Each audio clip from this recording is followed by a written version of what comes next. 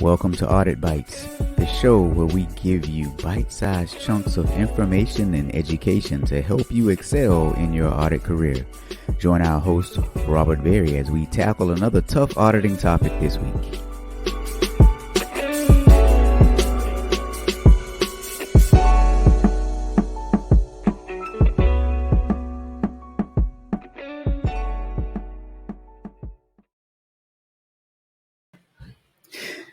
Hey guys, welcome to episode number 8 of Audit Bites.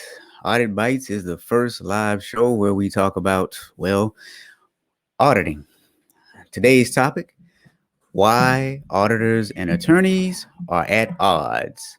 Now, Audit Bites is available on all of your favorite podcasting platforms, and today we have a special guest, y'all. We have snow. I don't know if you noticed the snow in the background, but I see it. It's coming in loud and clear, so it must mean that we are signaling wintertime. Either that or I need to get a different webcam. This one is brand new and it's not working, so it's going back to Amazon. But Audit Bites, first live show to talk about audit, and you can get CPE just for watching little old me. Go to auditbites.com. Again, today's topic, why auditors and attorneys are at odds. So let's talk about it. Here's a recent headline from the San Diego Union Tribune. It's from September 27th of 2021, so that's very recent. If you notice the headline, unflattering audit of San Diego real estate deals prompts pushback from city attorney. So the question you might have is, how in the world did we get here where there's an unflattering audit of the San Diego real estate deal that now prompts a pushback from the attorney? Okay, so let's take a few steps back. Here's an article from December of 2020. The city of San Diego's new independent auditor is pushing ahead with plans to retain his own lawyer, a proposal first presented by his predecessor, but opposed by the city attorney's office.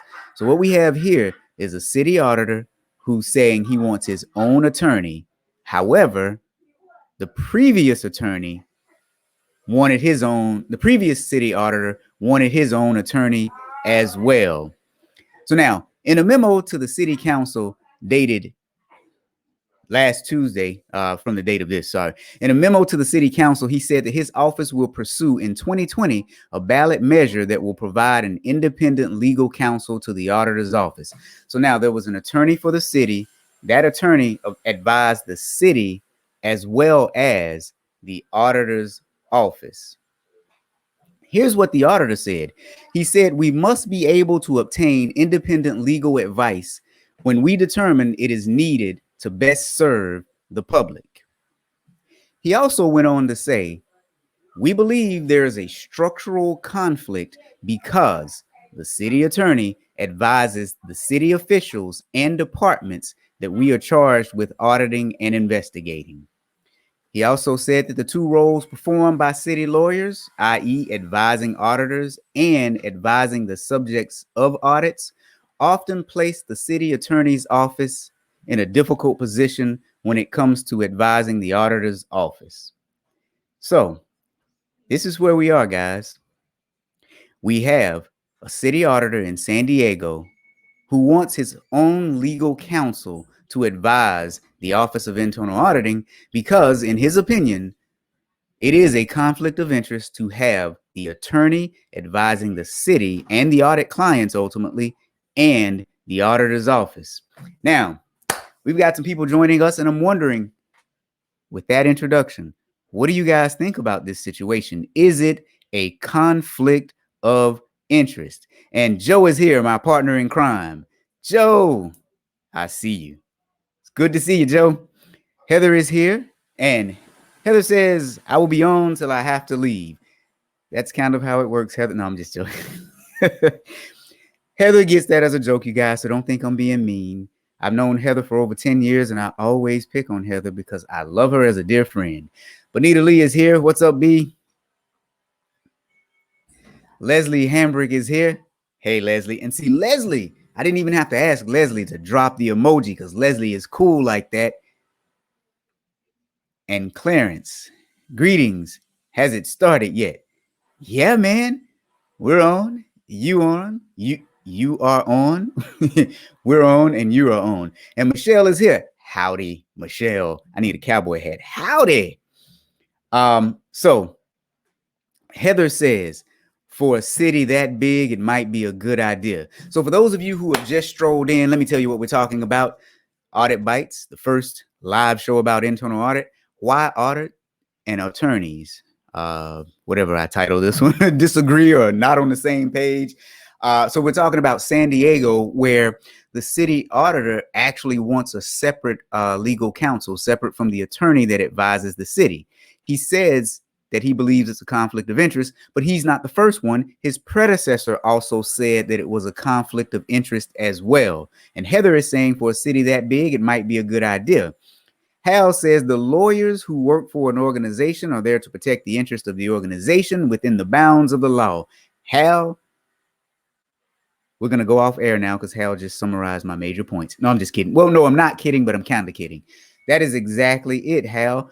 Pozo says it is a conflict of interest. Well, of course it is. I'm trying not to give my opinion just yet until the story unfolds, but you guys are smart. That's why you've been doing it for so long. Lori says, I agree. I'm assuming Lori agrees with everyone else because I'm not really giving my opinion yet. But we auditors are very smart people, and we know that this kind of smells like a conflict of interest. All right. Now, this story gets even better, or if you guys watch the Friday Frosters with Joe Irvin and Kelly Paxton and myself, I say sometimes it gets better or worse depending on how you look at it. And Dana has just made it in, you guys. Dana showing up as LinkedIn user because she has her privacy settings set to where she doesn't want us to know who she is. But if you don't know Dana, Dana is a fantastic compliance person. And Dana and I were just in Washington, D.C. at the Financial Services Exchange Conference for the IIA, where I did the opening keynote, and Dana was the MC. So she did a whole lot more work than I did because she had to be there throughout. I just did like a 45-minute thing and I was done. Dana was a great MC and a good friend, and it was so good to see her in person for the very first time. So, hey, Dana, that was a lot about you, huh? All right, back to the show, you guys. What happened is this city auditor, he said the two roles performed by the city lawyers, advising auditors and advising the subjects of auditors, often place the city attorney's office in a difficult position when it comes to legally advising the auditor's office. Now, earlier that year in 2020, the previous auditor issued the same recommendation, citing several examples in which his office was denied information by the city attorney. In one case, they're saying that the city attorney, Mara Elliott, declined to turn over records requested by the auditors, saying to do so would violate attorney-client privilege. In another case, the city attorney declined to specify whether certain city practices questioned by the auditor were legal or not. So the city's attorney stood by its legal determination, and so did another law firm. Now, the auditor's office hired an outside legal counsel that actually reached the same conclusion that the auditors reached. This matter was supposed to go before city council at some point. However, just after the current city attorney was reelected, the city attorney's office ended the outside legal counsel agreement that the city auditor had done. So the city auditor hired outside legal counsel. The legal counsel for the city got reelected, and as soon as she was reelected, she terminated the contract that the city auditor had with its own outside legal counsel. The city attorney's office said that it monitors all contracts and found that the work performed by the auditor's lawyer had been completed. Now, I don't know if the auditor hired that lawyer on a contract basis or if they had them on a retainer. However, that kind of doesn't seem right. So for those of you who are just joining us, we're talking about auditors and attorneys and why they sometimes disagree. In San Diego, apparently there was some conflict because the auditor said that there's a conflict of interest if the legal counsel is advising the clients as well as the auditor. That outside auditor, that internal auditor then hired outside legal counsel. the city attorney was reelected, and after she was reelected, she terminated the contract that audit department had with its own outside legal counsel. So what do you guys think about that? Alan is here, and Alan is saying, wouldn't it be similar for companies and IA should consult with its own outside legal counsel in some contentious matters? That would be my thought. That's why I'm asking you guys. What do you guys think? No, but seriously, that would be my thought as well. It would be a similar situation. So it seems like this city auditor is in a precarious situation. So now, that first story was from last year. This year, this is the story from September 27th. A new memo by the city auditor says that city attorney Mara Elliott declined multiple invitations to participate in the months-long audit of a real estate transaction that the audit department, criticized. Now, within this, the city attorney criticized the auditor for not interviewing her before he issued the report. Now, on the surface, that seems kind of bad, but the auditor's memo said that they tried to interview her and they interviewed several people in her office, but she wouldn't participate. So now we've got this he said, she said that's occurring. In her August 31st audit rebuttal, the city attorney reiterated her criticism that she said in a July 22nd memo as well. She said that her office's legal conclusions, or that the auditor's legal conclusions, were incorrect and that the assessment was based on speculation rather than fact. Now, here's a quote from her. She said, "I've spent nearly 2 decades of my legal career advising government auditors and audit committees on their roles and responsibilities at the County of San Diego and the City of San Diego. This failure to seek complete information led to inaccuracies in the audit report." All right, so let's take that statement, and I want to know if anyone sees anything strange with that statement. Let me repeat it. She said, "I've spent nearly 2 decades of my legal career advising government auditors and audit committees on their roles and responsibilities at the City of San Diego." So I didn't know that lawyers actually advised auditors on their duties and responsibilities. So now Hal says, "My simplistic view. Lawyers are there to do what is right for the organization, not necessarily what is right. Auditors are there to do what is right, period. Full stop." Hal, I wish I had my soundboard up, my friend, because right about now I'd be giving you hand claps and all kinds of other things.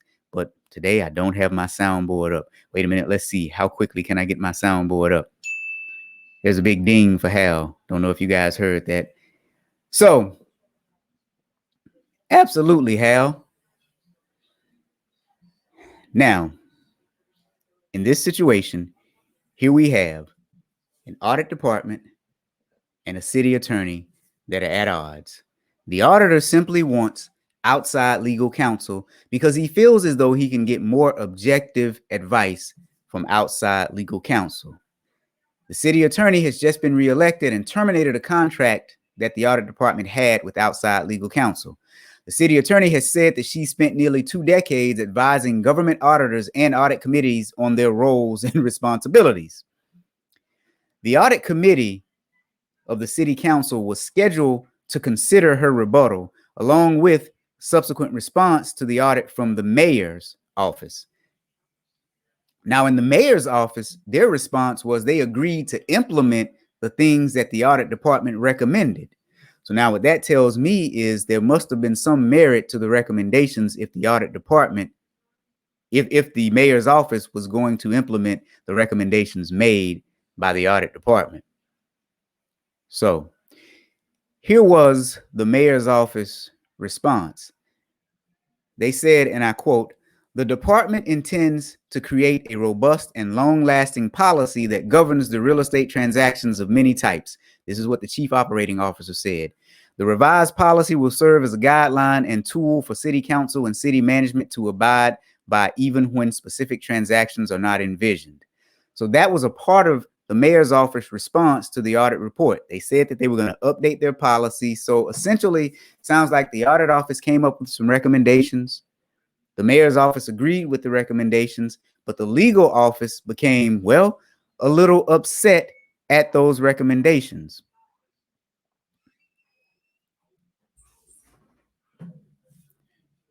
Now, Hal is here still, and Hal says if lawyers can tell auditors what to do, perhaps auditors should advise attorneys. Thank you, Hal. I was thinking it, but as the show's host, I'm trying to not be as snarky as I am on other days. Now,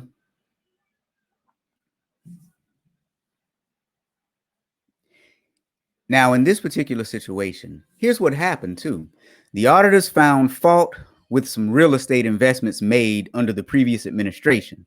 They said that that previous administration failed to do certain things that caused the city to lose, in one instance, about $60 million. The legal office really became upset because, and I'm reading this from the article, in the rebuttal, the city attorney said that she criticized the audit for saying it was her office's failure to recognize red flags in one of their real estate dealings that cost the city at least $60 million on a 19-story high-rise.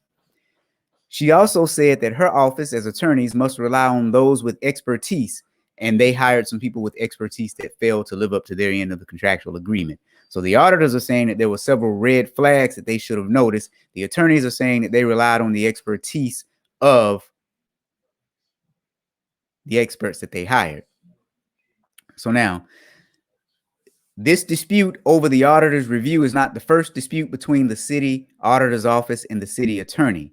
The previous city auditor for the city of San Diego had similar disputes.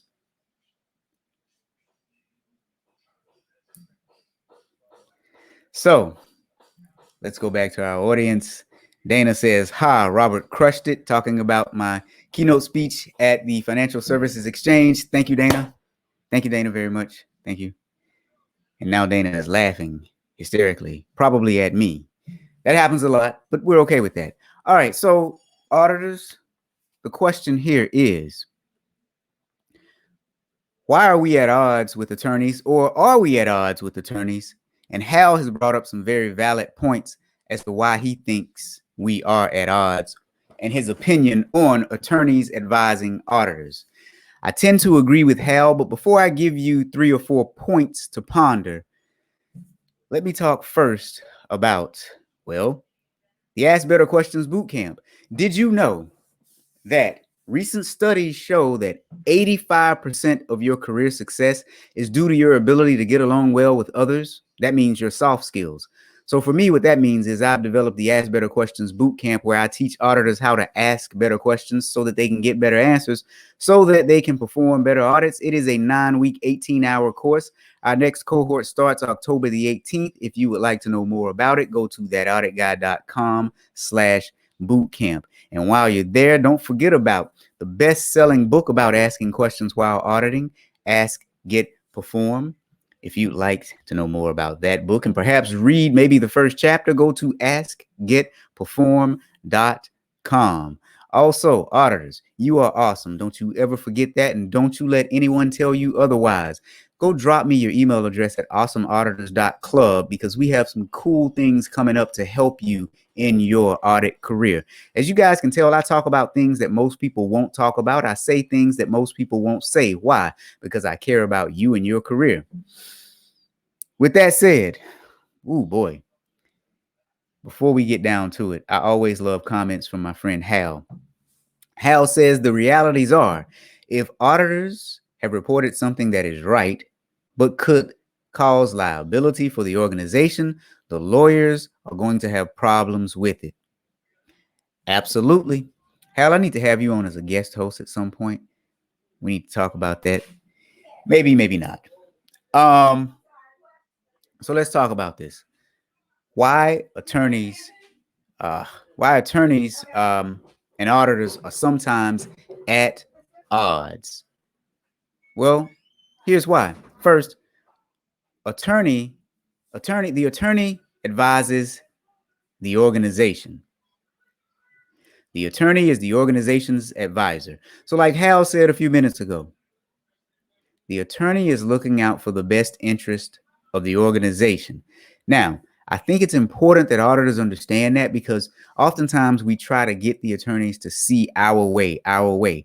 Well, I think you have to refocus and retool that. Attorneys have a different objective from auditors. If you think about it that way, you'll see that most of the things they do and say actually are in line with what their job is. Don't try to get an attorney to actually see and do your job. Why don't you see it from their point of view?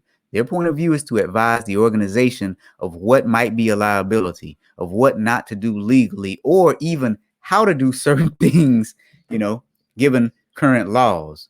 So stop trying to fight with them and make them see what your job is. You know what your job is. Do your job and realize that an attorney is an advisor to the organization. So that's the first thing. Second thing is the attorney brings awareness. The attorney might bring some awareness to a company when there's a new law, rule, and regulation.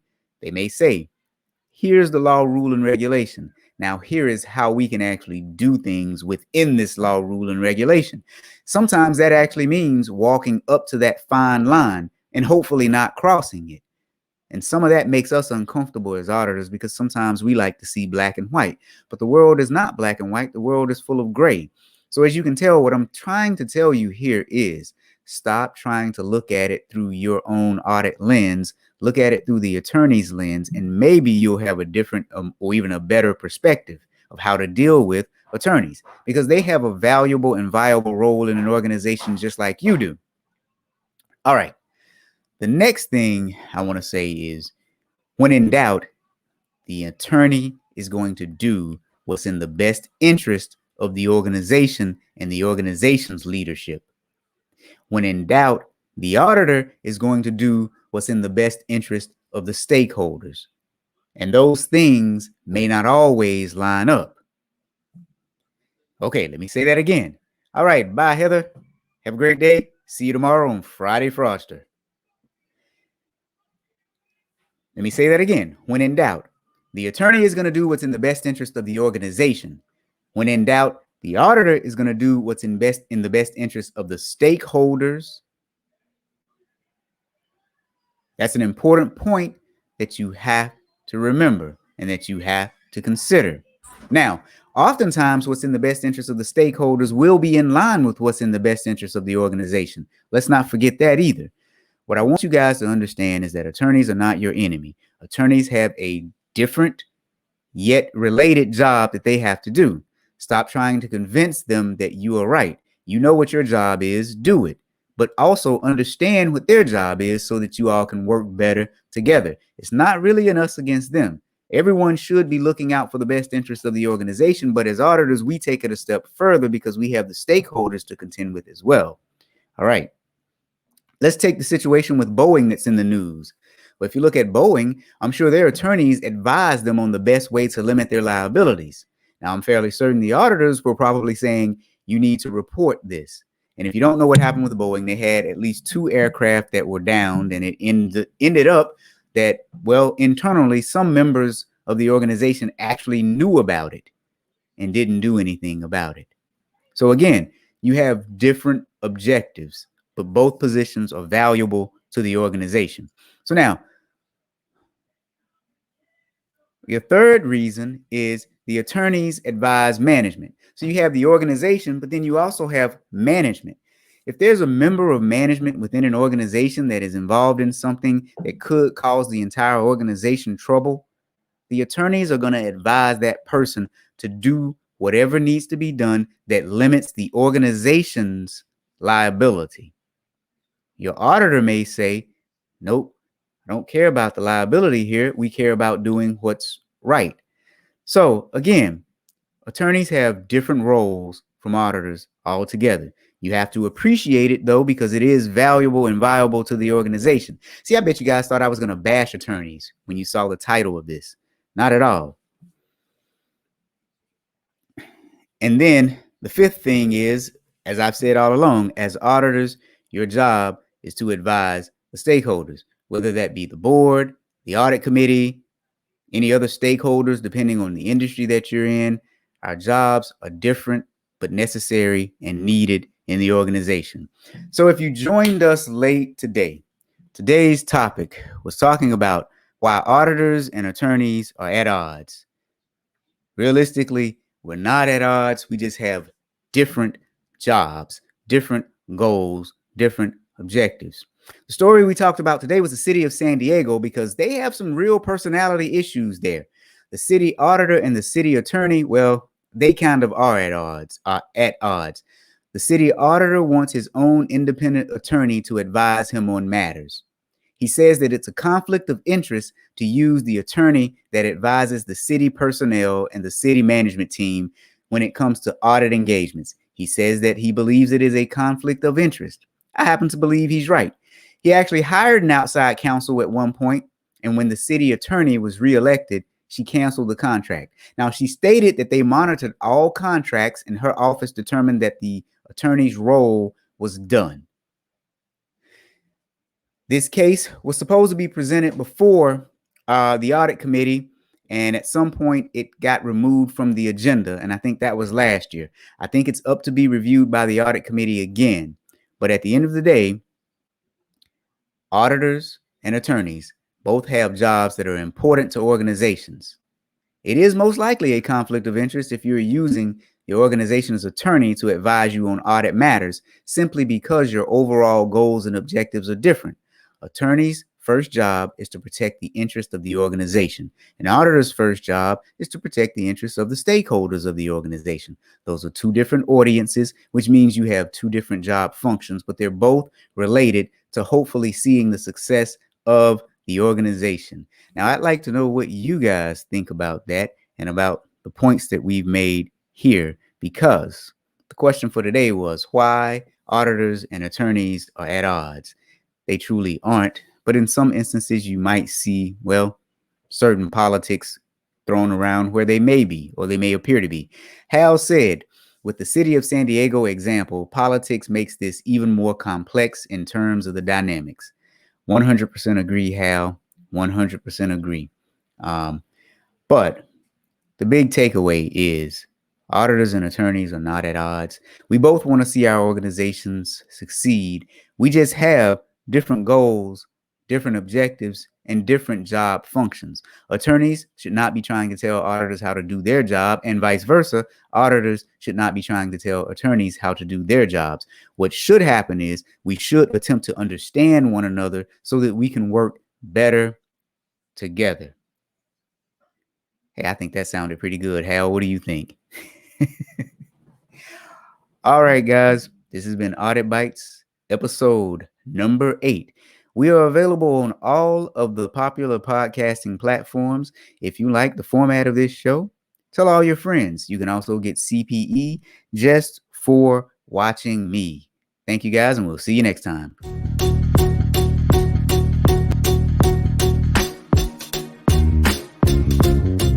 Thank you for joining us on this episode of Audit Bites. If you want to do more, see more, be more, check out our website at auditguy.com, where you will find quality training. Audit merch. Yes, we have hats, shirts, and other apparel, as well as past copies of this podcast and the Friday Fraudster podcast. www.thatauditguy.com. Thanks for joining us.